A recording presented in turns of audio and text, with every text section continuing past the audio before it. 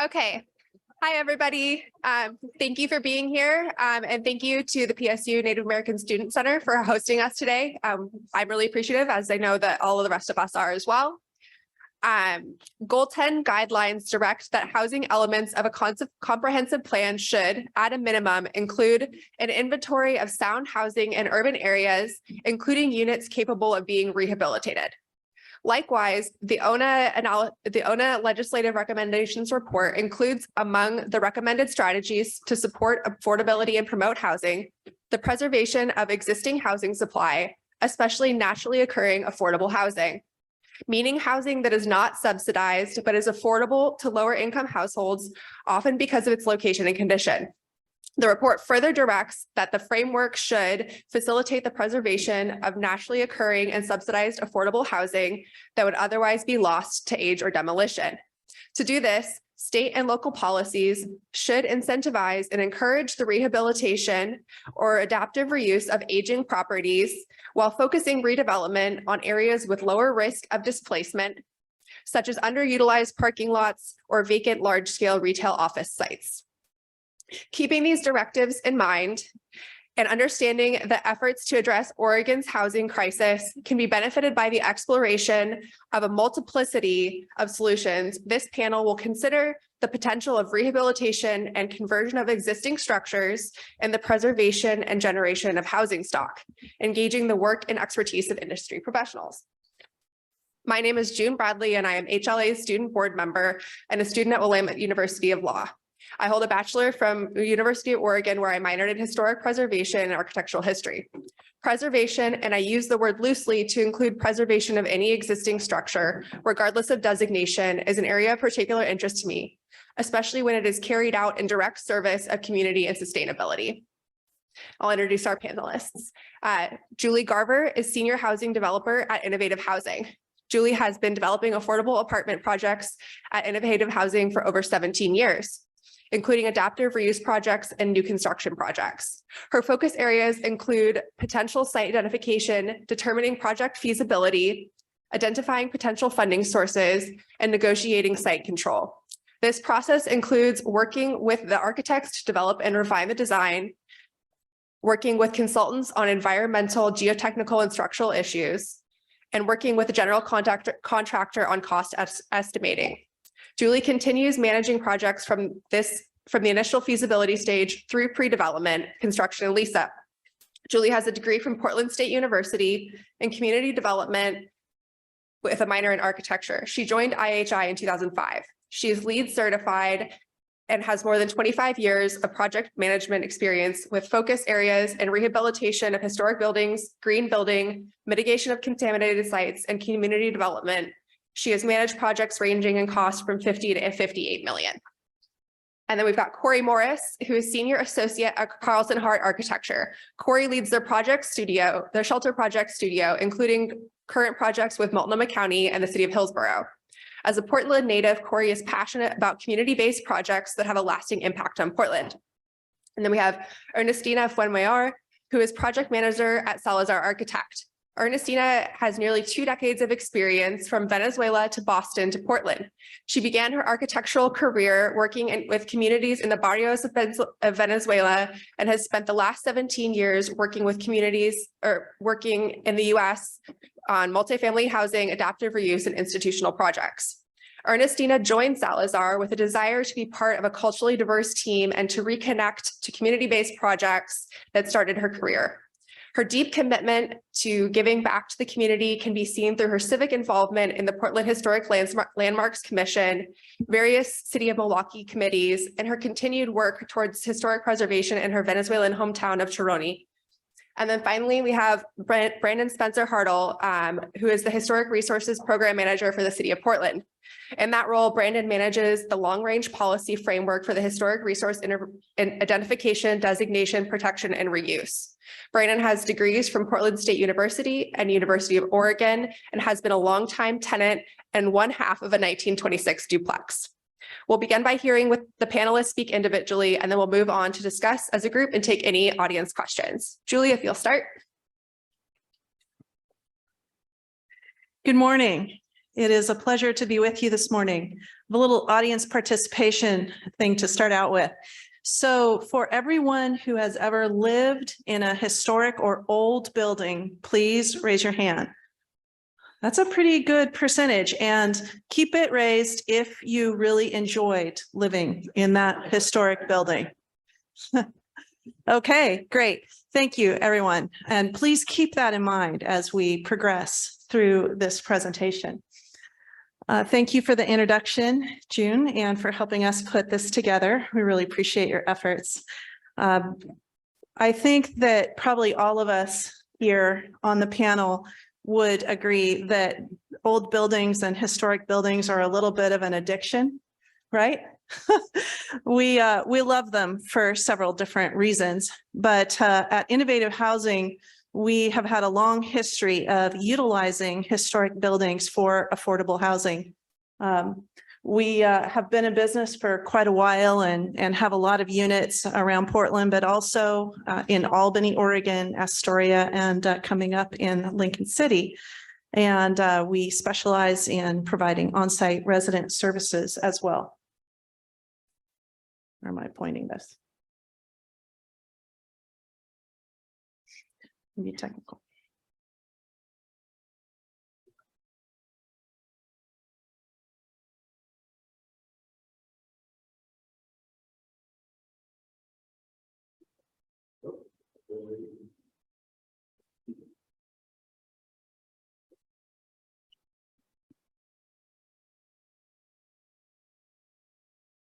So okay, great.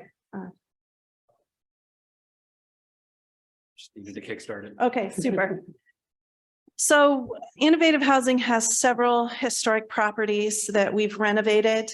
Some of them were in use as some sort of housing in the past. A lot of them were sort of de facto housing, right? They started out their lives as hotels or motels, sort of with the bathroom down the hall sort of affair. And we changed them into regular apartments. The Clifford is the third picture over. That building actually has some SRO units in it, single room occupancy. And I think we're going to chat about that a little bit later in the program, but certainly they have their own benefits and challenges. So we'll talk a little bit about that. A lot of these are in the central city area, either Old Town or Central City or close in Southeast. We were mentioning transportation before. One of the big benefits of historic buildings is they're usually in areas that have a lot of services around. And that's one of the reasons why Innovative Housing has focused on that, because people can walk to the things that they need a lot of times with historic buildings. So I wanted to talk to you a little bit about a couple of projects in particular that we are engaged in now or very recent past. One is the Anna Mann House. It's in Laurelhurst neighborhood. This was originally an old folks home built in 1910. It is listed on the National Register of Historic Places, and it's in a great location, right? It's close to Sandy Boulevard, close to Hollywood, right in the middle of these very grand homes. And I'm happy to say that the neighborhood has really welcomed us with open arms because they want more diversity in their neighborhood, which was like, yes, because sometimes we don't always get that reception, right? And so when you do, you got to run with it. You can see that the site is pretty big. It's over 3 acres, which is unusual for both inside the city limits and also for affordable housing. I think a lot of the panel can relate to the fact that often we're building right out to the property lines, right? We're building lots of building, we're building whatever parking we need, and we are always lacking elbow room. And I think that that's one of the equity challenges with affordable housing, is that you don't have a lot of space. And often we're designing to, oh my God, what do we have to get in this building, in this property? And it's a constant frustration for folks because it's nice to have that elbow room, right? It's nice to have the green. It's great to have places where kids can run and play. And so we were thrilled to be able to get a hold of this property because we are able to provide some things like that. In this site plan, you can see that this is the National Register building. So this is the old building. It had a couple of additions over the years, 1953 and 1993. And then we are adding 2 new buildings to the site, a south building with some tuck under parking and east building over here. So we have 129 units that we are building right now. We are mid-construction. One of the things that we had a challenge getting through the city of Portland was the parking. And so parking is a really hot topic, right? For a variety of reasons.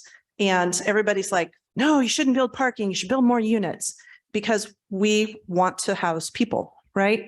And then on the other hand, for those of us who manage affordable housing long-term, what's the one asset that often people bring to their property with them when they come, if they're low income, is their car. And so accommodating that push-pull relationship is always really challenging. And so we have about 66 parking spaces on this property for 129 units. That's as much as we could arm wrestle the city into. And so we're trying to strike that balance, right? We have the privilege of having a lot of land. So you can see that, you have a lot of recreation area here. We have some area in the back of the property all the way around. There's a lot of green space on this property and places for people to be outside and be shaded by big trees and enjoy. So this is some of our construction photos. This is inside the historic building in the basement. We had to replace all the plumbing because it was made in 1910. So you can see an excavator inside the building, excavating in the corridors. Some framing going on in the historic building. This is a foundation for one of the new buildings. One of the really creative outside the box areas that we were thinking of, that big room was a meditation room. This property was owned by a meditation center and ashram most recently. And we took a look at that space and said, what do we do with that space? Because we are about what? Building units for people, not necessarily having big, nice open spaces for other things. And so that big space is now going to be 6 townhouse units, 6 2-bedroom townhouse units. And so we actually created a second floor up within that truss system. And some of the doors are going to have a little bit of clip at the corner. And the architects are like, oh my God, that's terrible. I'm like, that's character. We have an existing building. We're going to make it work. Whoops.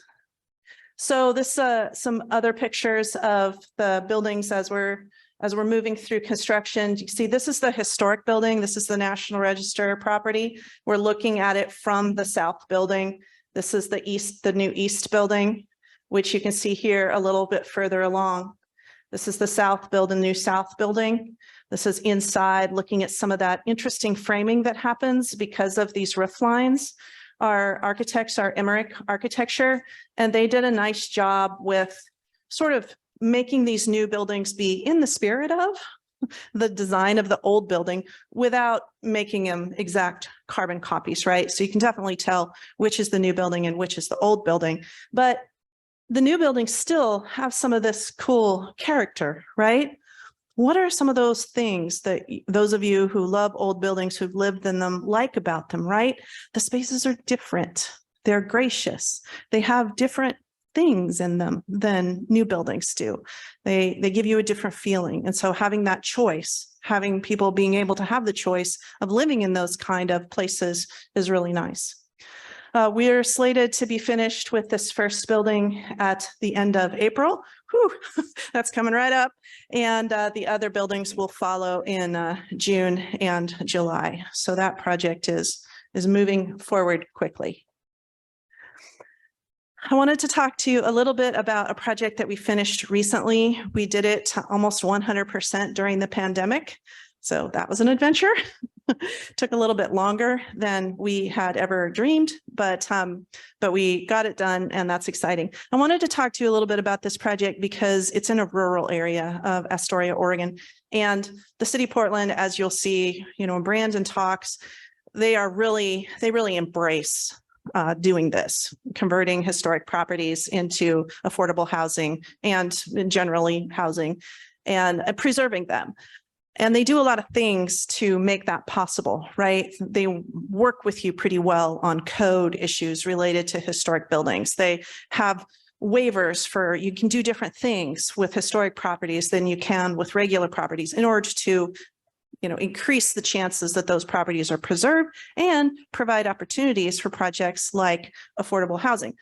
So Portland is pretty far along the path, in my opinion. Good job, Brandon and City of Portland, on doing this. But other jurisdictions, they're not that far along because they're rural and they have other things to think about, like fixing roads and doing stuff. So you have to do more work to make it work in a rural atmosphere. So this was a key building in Astoria's downtown. It's actually next door to City Hall, and people had talked about the possibility of demolishing it because there's a library next door, and it's like, oh, wouldn't it be nice to expand the library and demolish this building? And finally people were like, no, Astoria is about preserving its history. We want it preserved. It would be like a missing tooth if we tore down this building right next door to City Hall. So we got connected to Astoria. We, Innovative Housing, got connected to Astoria by Restore Oregon, a statewide historic preservation organization, and said, hey, IHI has preserved a lot of these historic buildings in Portland. And so we want to see if you guys might want to talk with them about this Astoria project. And so we started the conversation. Obviously, the building was in a little bit of rough shape. And this is sort of good news, bad news. When I was talking with June about what to talk about today, she said, how can historic buildings help affordable housing? How can we accommodate that? And it's a mutually beneficial situation, right? One helps the other, and the other one helps the first. But for this building, how many people do you think were interested in doing this project? 0? Yeah, less than 0. We gave some before tours of the property, and people just walked through. Prominent people in the community said, you're never going to make it. You're never going to do this. It's impossible. You can't do it. And we're like, okay, well, we'll see you in a couple of years. So that's what we kind of came into it with. And this gives you a little idea of the development process. It's not quick, but I think the panelists can tell you it's not quick in any case, right? It's not quick if you do affordable housing with new construction. It's not quick if you do it with a historic building. You have a few more steps to do with a historic building, right? And a lot of it has to do with this stuff. It's like, can we make this work? And we worked with a couple of different architects, and I got to give Paul Falsetto, who was formerly with Carleton Hart, props, because he figured out our egress plan, which I'll show you, which is a big challenge with some historic buildings. But if you use some creativity and persistence, and you grab hold lovingly to your love of historic buildings, and you do not forget that, then you can really make this this process work. I'll highlight one other thing. Couple other things. We had an early Main Street grant that we worked with the Downtown Association in Astoria. That early in money was really important because we leveraged a lot of other funding because of that. And then this conditional use process. How many people love that process? Looking for you? Yeah. Oh, one in the back. One. Okay. Godspeed. Yeah, we do not love that process. We had to finish that process before we applied for low-income housing tax credits, because when you apply with the state of Oregon for low-income housing tax credits, you got to have your blank together, right? You cannot say, oh yeah, we'll do that conditional use process later sometime. No, they want to say, if we're going to award you this very scarce money, we want you to have it together. And so we had to go in for that conditional use process. Guess what it was about? Anyone? P word? Parking. Okay, so this zone required all residential projects to have parking, even if it was a historic building. Is that smart? No, not smart. So they realized it was a little outdated, but political pressure, hard to deal with. And so we, Innovative Housing, went around to the local parking lots and said, hi, can we buy your parking space? And so through a negotiated process, we said, Innovative Housing will buy, will release 6 to 10 parking spaces for residents who would like parking. And then we're going to do all these other things with bikes and transit passes and stuff. So we negotiated with them. They approved it. Yay, City of Astoria, our conditional use permit. That took a lot of time and a lot of brain damage. And historic buildings can't make parking. So encourage your jurisdictions to waive parking for historic buildings, please. So this gives you an idea of the big picture budget. As you can see, historic tax credits, $1.5 million. That was an important part of this project. Low-income housing tax credits, $2 million. State lift funds, $2 million. Those are the biggies, right? And so it takes a village to build affordable housing. But the one thing that I will say about it is that affordable housing has a benefit with historic buildings. And that is that when private market developers are trying to do affordable housing, trying to rehab historic buildings, guess what their biggest thing has to be? Right? Their biggest thing has to be the mortgage, and they have to get an appraisal on the building. Look at my mortgage, how big the mortgage was, and look at the total project cost. It's tiny, tiny mortgage, right? When a private developer has to get a mortgage, the building has to appraise. This building, guess what it would appraise for? Cost $7 million. How much would it appraise for? Maybe $5 million, right? Is a private market developer going to get a big mortgage on that? No, because they have a 80% maybe loan to value ratio. And so what that does for me is, again, private developers aren't going to want to touch this project because they can't make it pencil. It's really hard to get a building to appraise. I can get it to appraise because I have all this beneficial financing, right? The appraiser takes one look at it and say, gold mine, you don't have any problems. We'll value that at $7 million because of the beneficial financing. And so it's a lot easier for me to, it's not easy, but it's a lot easier for me to put a project together like this a lot of times than a private market developer who's trying to do market rate housing. And so that's one of the key benefits for historic buildings and affordable housing. So these are some pictures of some of our historic elements. This is another one of those, hey, how do you make a historic building project work? This was a light well. So it used to be this part of the project used to be all dark, right? It was part of the first floor and the basement. And then there was a light well above it. You know how they did that, stepped back the light wells. What we did is we made the light well go all the way down to the basement floor. So now we can have windows in the basement level and on the first floor level, and we can activate those levels for housing because we didn't want big giant, main floors with storage or whatever. We wanted to put units in there because we're greedy developers and we want more housing for people, right? And so you just have to think outside the box with historic buildings a little bit. This is some of the windows. We had some old windows. They sucked. And so and the National Park Service said, hey, you have to use them.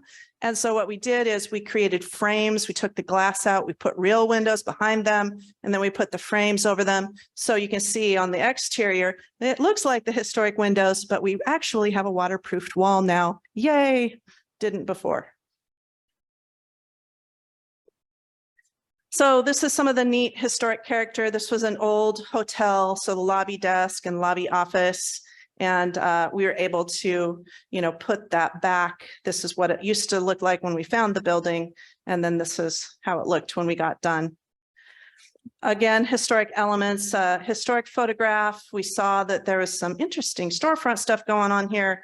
Not so interesting when we found the building. We took some paint off, we found the Carrera marble, and we restored it. So things like that in modern apartment buildings usually can't get.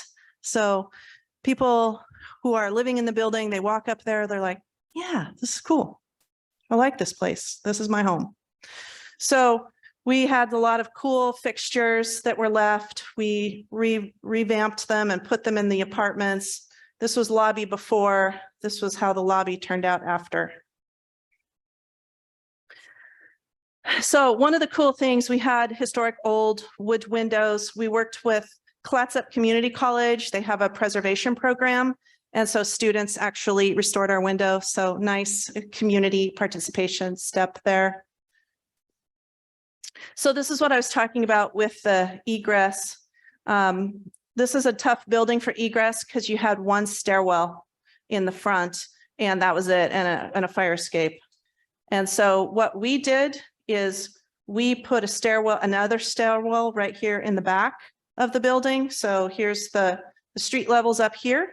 This is the back of the building. And this was our original stairwell.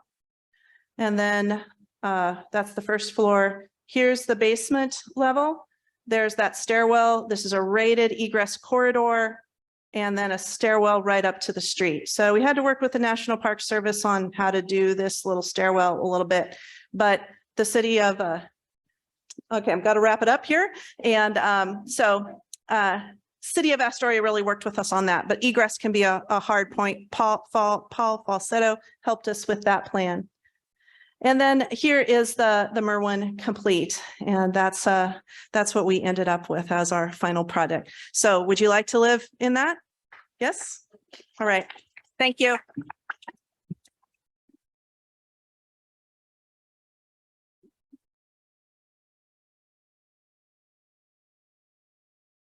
See if I have better success with the clicker. There we go. I'll start there. I'm going to speak about a little shift difference from affordable housing. Carleton Hart has been doing affordable housing for 30 years. Several years ago, we had the opportunity to work with some of particularly our local jurisdictions on shelters. So I think the things I'm going to talk about in the context of converting buildings for housing use, a little bit different, but I think they apply to a lot of the things that you all are dealing with and the things that, say, Julie and her organization work with. To start with, generally, like planners in the room, Julie mentioned, we start with thinking about things like location. So if we're talking to an agency, again, we've done a lot of work with Multnomah County. The 3 projects I'm going to show you are with Multnomah County and the joint office. They're out looking for properties, and that balance of where can I find something, or on the other side going, is this really appropriate? And when we talk about location, we're thinking about things, again, as Julie mentioned, how's the neighborhood going to react? Or was this going to be an uphill battle, or is this going to be an easy fit? One of the things that we found with a lot of the building conversion projects, motels, retail spaces, is that they tend to be kind of on the edge of not in a residential area. And that's worked to our advantage. The flip side is kind of creating a home out of something that wasn't ever built or meant to be a home. And so I'll kind of talk about those with our examples. Just generally overall, one of the things that we hear from operators of our temporary shelters is that the ability to build community is super important in the success of these programs. So folks that have been living on the street, moving into something, there's a gazillion reasons why folks are experiencing homelessness, and the success of that program has a lot to do with the environment and the ability to kind of create and support folks in there, and building that community is a big piece of that. So the first up that I want to talk about is a motel conversion. This is the Lilac Meadows shelter. It's out on Powell. Motel conversions, in our perspective, are particularly well suited for family sheltering because we have the ability kind of built into the structure already to accommodate separate spaces for families. Because of the buildings were built for people to sleep in, we kind of have a jump on the advantage of some kind of code things, building code primarily. That's what we've kind of worked with. Brandon will speak a little bit more to zoning code things and between these later. They're wood framed buildings, so the flexibility of making changes to them as well as seismic issues is kind of, it is just easier. They're more simple buildings, right? There's like a big house. A few specific challenges specific to motel conversions that we've encountered. A lot of these that we've done for the county have been motels that were built in kind of late 80s before accessibility codes. And with homeless and folks experiencing in that community tend to have a little bit more need for accessible spaces. So we're doing, maybe the hotel, I think Lilac Meadows had 60 rooms and there were maybe 2 that were accessible. So we spent a lot of effort just upgrading to make things accessible in more than you might do in another environment. The kitchenettes in the motel room are not really conducive to families that want to make some food, both from like the plumbing standpoint. We have families making box macaroni and cheese. You think about doing that in the hotel room. Plumbing issues, the little tiny sink, electrical issues. So we've done a lot of electrical upgrading when we've done these kinds of projects. The hotel room wasn't built to have a microwave and a mini fridge and a hot plate and a whole family's worth of devices and stuff plugged in. So electrical upgrades have been something that have been a part of these. Expanding on-site laundry. So there's probably one big laundry room for housekeeping to do laundry. Families need that support of being able to do, their own laundry someplace and not go find a laundromat someplace. Most programs want to offer that on site. So we've done laundry room upgrades and expanded those as well. Downside for for motels in particular, again, families kind of works well. We've done some that have been for singles and couples. A little bit harder for a program staff to oversee folks. They have to work harder from a program standpoint to draw people out of their rooms. Easy for families or not families, but for individuals to kind of hunker down inside their room. But overall, the motel conversion, the buildings were built to house people. And so that step to kind of do this on a more long-term standpoint for housing has been kind of straightforward. I'll talk about commercial conversion. So here's a building that was not meant for people to live in, right? This was, and this in particular is our Arbor Lodge shelter. It's up in the Kenton neighborhood.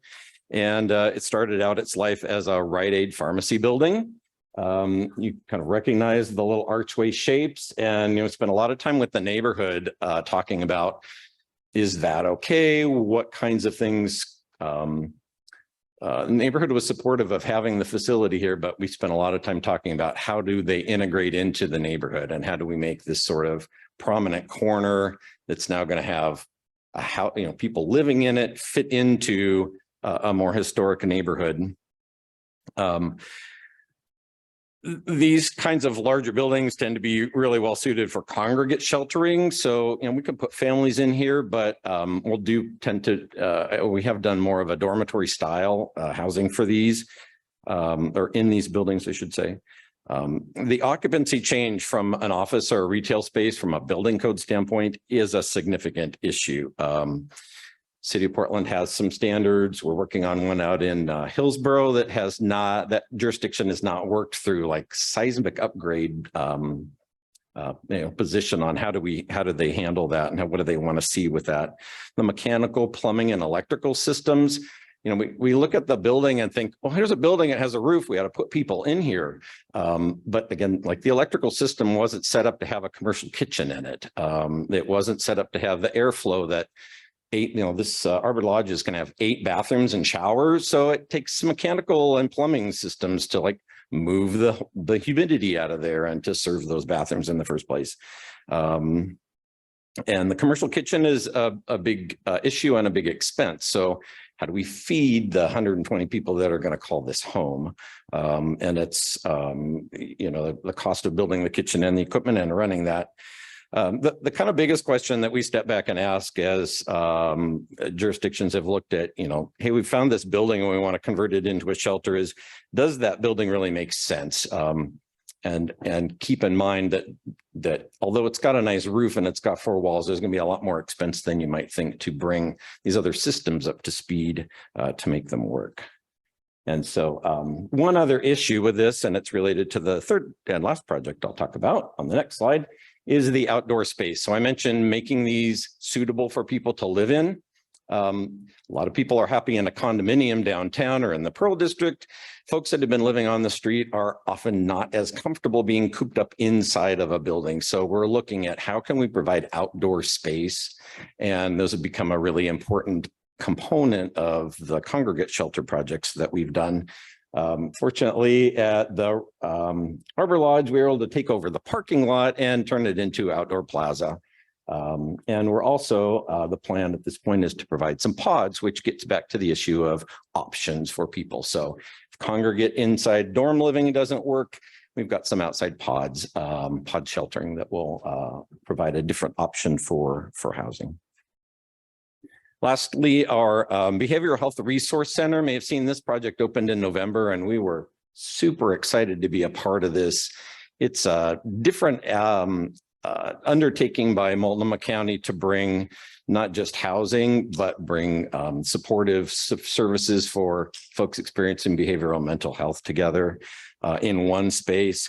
Again, the challenge with this in an urban environment was how do we provide some outdoor space? And fortunately, the county was able to purchase the parking lot next to it.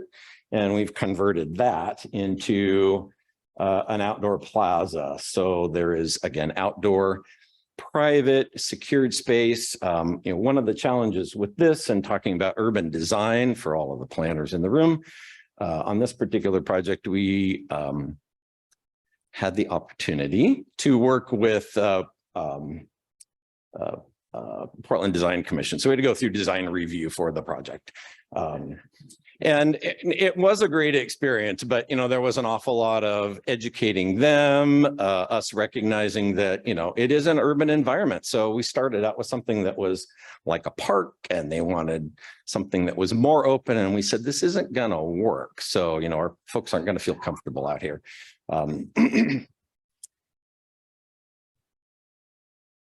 Seismic upgrade, that was the other kind of big challenge. So again, from a cost standpoint, converting this building from an office use, which was its building code designation, into an R occupancy, we spent an amazing amount of money making it seismically appropriate for people to live in. And I already mentioned the design review. So with that, those are my projects and my insight on converting buildings.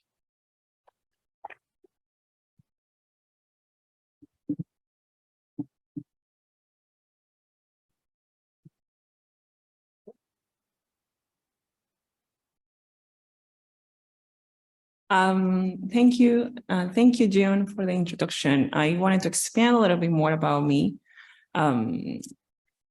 So I'm Ernestina Fuenmayor. As you mentioned, I'm from Venezuela, and I've been here for way too many years in this country. I have an architectural degree, and I been here in the Pacific Northwest for about 15 years now, working in many different fields by now. I have a master's in historic preservation from the University of Oregon.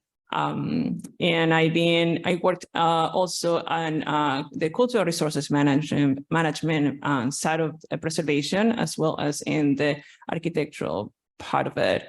I have also written National Register nominations for historic districts and for individual buildings.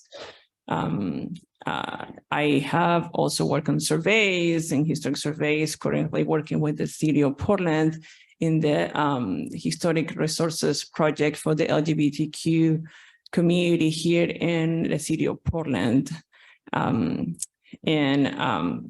Besides that, I wanted to expand about what we do in Salazar. Salazar, it is a little bit of a different architecture firm than probably regular firms. We are our focus is that we believe the housing is a human right, as probably many of everybody here in this place believes. We work a lot in housing.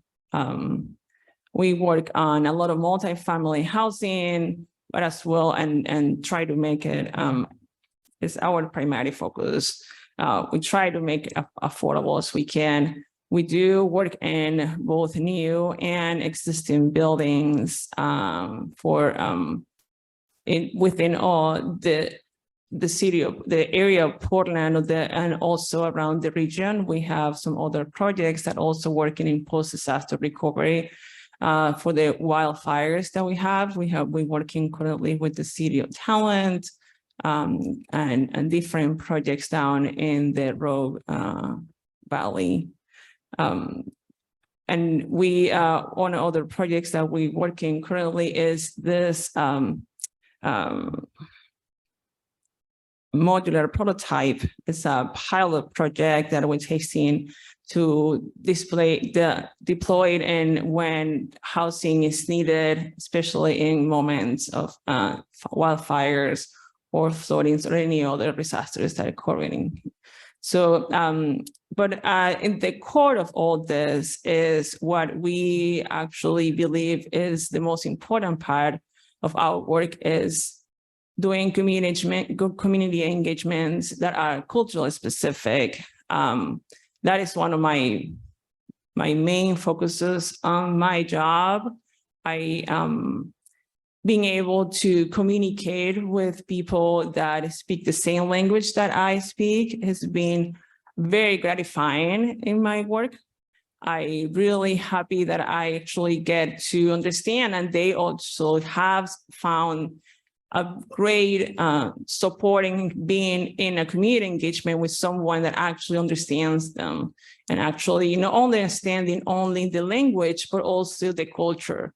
Because it's not the same as just speaking the language, but understanding what it means to live, how your mom or your dad and how you were raised, what kind of food you cook, how do you actually raise your kids, what the traditions are. They are very different and many times very similar, but also feels like sometimes as an outsider all the time when you're saying something to your kids, and my main kids probably will make jokes about that all the time, and how we had different traditions in, celebrations for Christmas or New Year's. And when my kids ask me, can I just go with my friends? No, sorry, New Year's is a family time. Would really appreciate you to be with me and be with as a family. So, and also feel that isolation when you moved as an immigrant here, and you probably, all the people are here that have been moved to a different place by will or by not will. Being in a place by yourself with no family around, no support when you need it, having kids and you don't being just counting on your neighbors and your next door person is one of the main things that we actually, when we do our engagements, we actually listened to them. We listen to understand what the needs are, and we really focus on that and adding an effort in all of the projects that we do. And that's our first step on everything that we do. And that is how we believe that all this, what I hear, all the policies, it also should be also starting by hearing how our community and how they actually, what are they actually needing. With that, I'm just going to pass it quickly to Brandon because we're running out of time.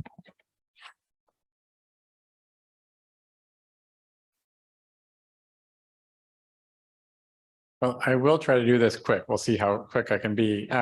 Thank you, June, for organizing the panel today. I think it's an honor for all of us to be with HLA. And I don't think any of us up here would argue that the housing crisis will be solved just by existing in historic buildings.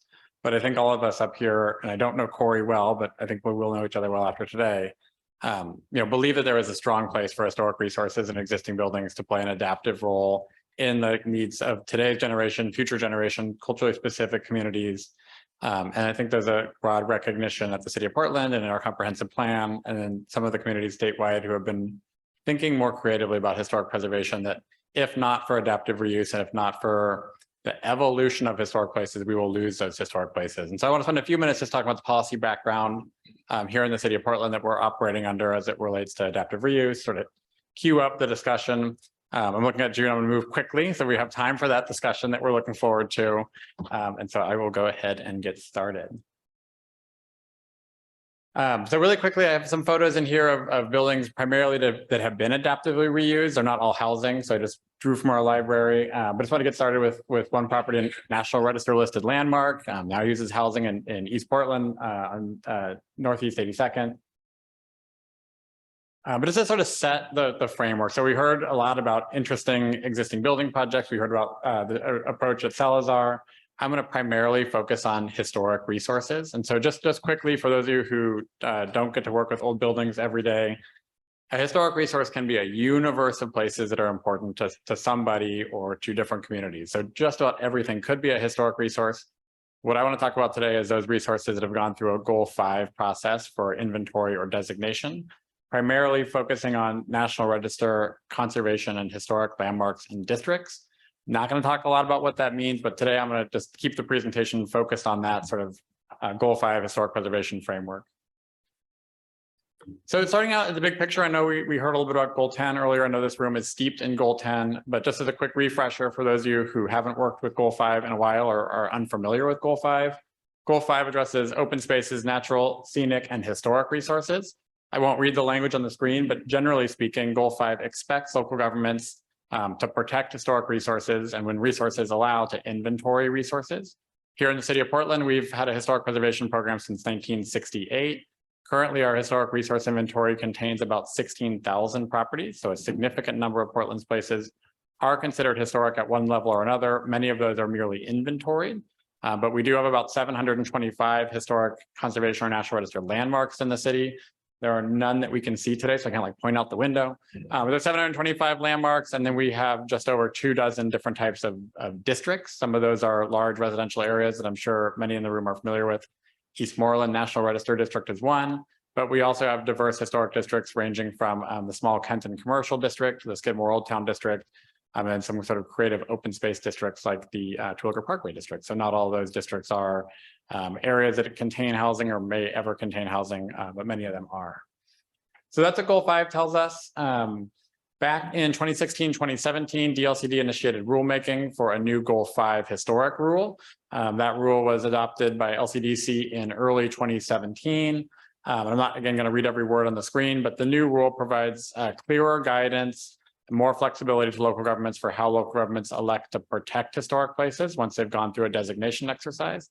It's something that we at City of Portland, other local jurisdictions like Cottage Grove and others around the state advocated for to sort of decouple a previous rigor around historic preservation that was getting in the way of sort of energy efficient, deep energy retrofits, seismic upgrades, ADA accessibility, adaptive reuse, and also recognizing that, and I think many of them are familiar with it, that large residential areas had been using historic designation at cross purposes to other planning goals. And in many cases, using historic designation at cross purposes for the protection of historic resources generally. Using the National Register of Historic Places as a tool to prevent housing or to limit the likelihood of change. And so the new rule in 2017 sort of ushered in a new take on Goal 5, giving local governments the opportunities to think more creatively about protection, more creatively about incentives, and then specifically to what Ernestina was talking about, more creatively about what are historic resources, whose histories are protected under Goal 5.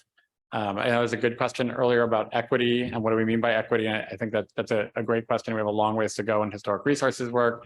But since the adoption of that new rule in 2017, the City of Portland has worked to redeploy our resources away from architectural history or sort of the dominant resources towards African-American historic sites. We have about a dozen African-American historic sites. We've worked closely with those communities on designation, or with Ernestina's team and their expertise with a variety of subject matter experts and lived experience experts on LGBTQ historic sites, places that aren't about the building, that aren't about architecture, but are about a community, about an event. And so really trying to pivot our work to be more responsive to those communities that have been historically excluded from Goal 5. But where I really want to dig in is sort of the thinking around a 2015 Land Use Board of Appeals opinion, the King v. Clackamas County case. And I won't recite the merits of the question that was asked, but this paragraph from the Luba opinion has stuck with me and others for the last 7 or 8 years about the importance in Goal 5, not only of regulating demolition or design changes or use, but thinking creatively that historic preservation has to be paired with the economic realities of the moment and the future. And that in order for us to have a successful Goal 5 historic preservation program and a program that's responsive to the other land use goals, we need to be thinking creatively about adaptive reuse, economic flexibility, and about the future of resources and how they evolve.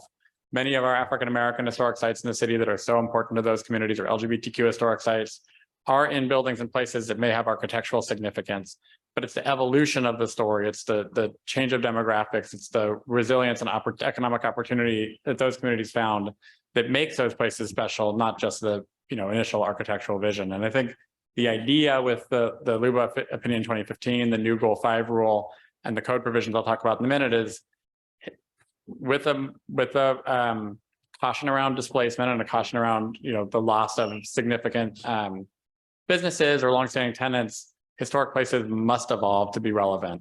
And I think that's what all of us are talking about today is how do we allow existing buildings to adapt? So taking the goal, the new rule, and to a degree that Luba opinion 2015, over the course of the last several years, in my capacity at the Bureau of Planning and Sustainability, with support from my colleagues across bureaus, the city advanced a holistic rewrite to the City of Portland's historic preservation regulations. Those new regulations went into effect just a year ago this month. And so for the last year, we've had a new take on an old classic about how we do historic preservation here in the City of Portland. In that project, we didn't designate new landmarks or reevaluate landmarks and districts that we have, but what we did is made an intentional decision to provide new flexibility, to recognize the need for adaptive reuse, and to think creatively in some very specific instances about how we not only allow, but foster, encourage, and facilitate the types of projects that Julie and Corey just described to us. I want to talk about just briefly, 4 or 5 specific areas of those code changes that if we were here a little over a year ago would not have been on the books and now are. The first one is streamlined design regulations. And so I know there was a good chuckle here when design review came up a minute ago. We do have a type of review similar to design review for some historic places called historic resource review. The new code regulations sort of change our framework about when and to what degree we apply design regulations to historic resources. So rethinking about which historic resources are appropriate for design regulations and which ones are not.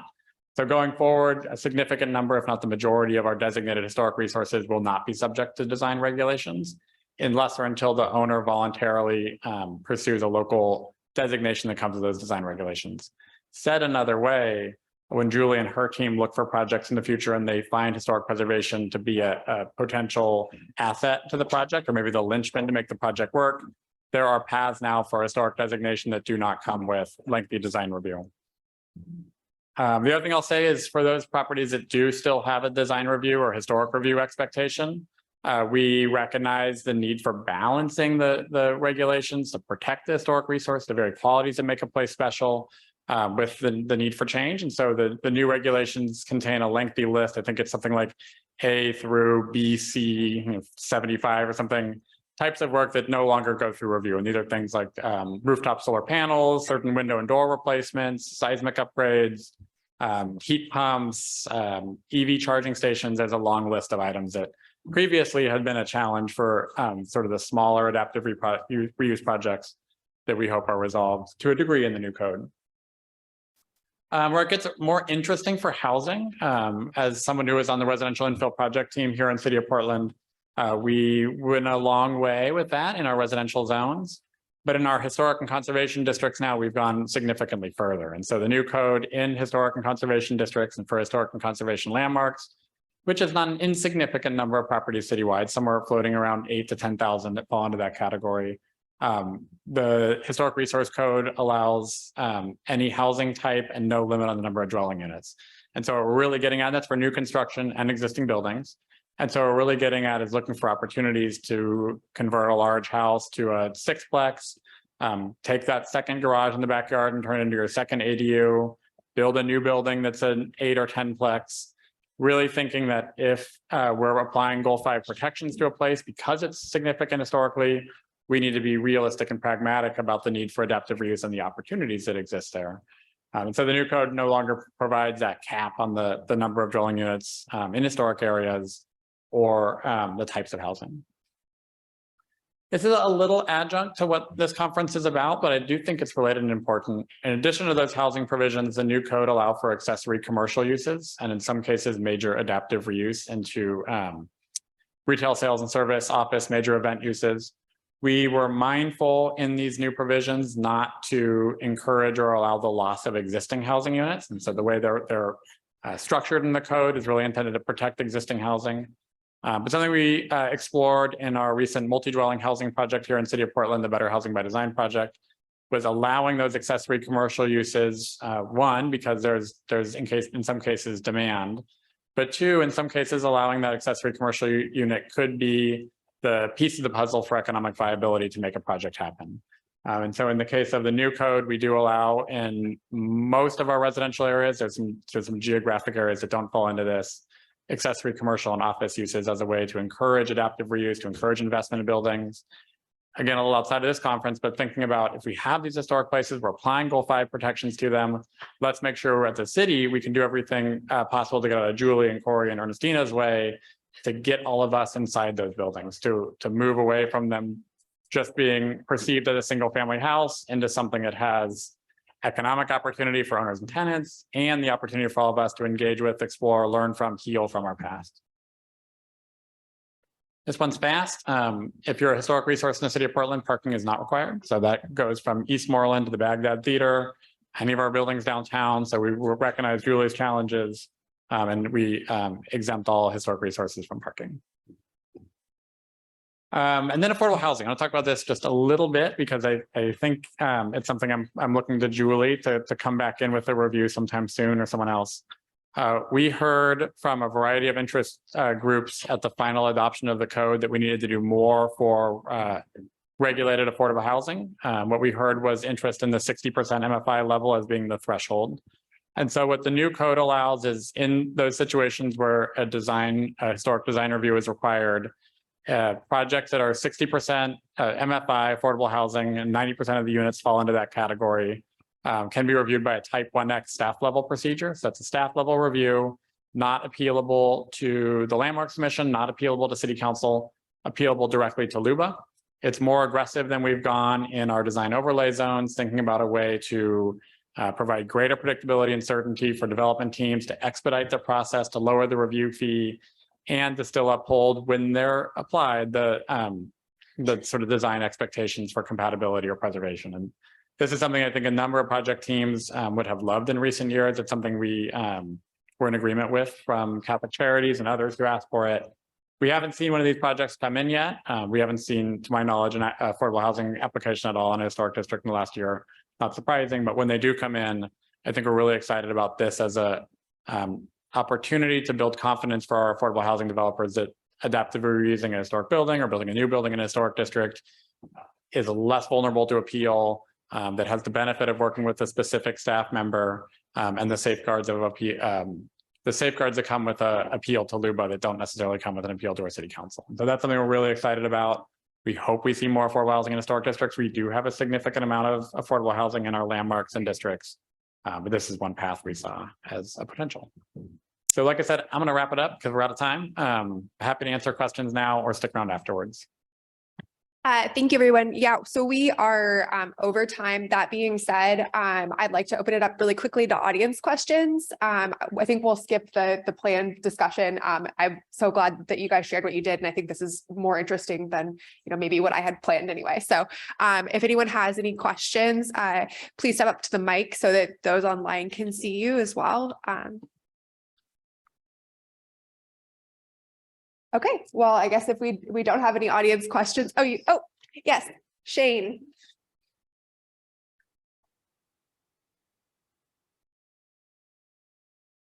Sorry to make you go all the way over there.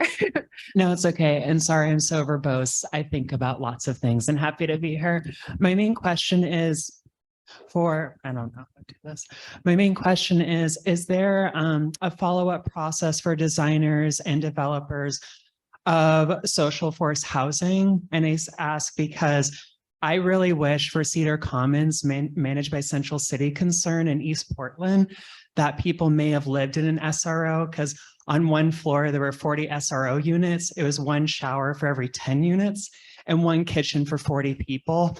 It was honestly, for a year and a half, the most traumatizing, triggering, and harrowing experience I ever had, just because of the amount of violence that was threatened to me. And I ended up having to leave that social services housing because the safety factor was just obliterated. And it was also to be in a 10 by 10 foot room where you only have a sliver of a window in a part of the city that has no amenities and no social cohesion. It just felt like there's a lot of ideas and we want to warehouse people as much as possible, but housing can turn into warehousing. And if it's not managed by a contingency plan for social services and comfort level or safety, we may, and when I saw the Anna Mann project, I'm jealous. Not all projects are created equal. And when we put people in marginalized communities into housing where they don't have access to beauty or safety, then it just feels like we're maybe living with stability, but not dignity.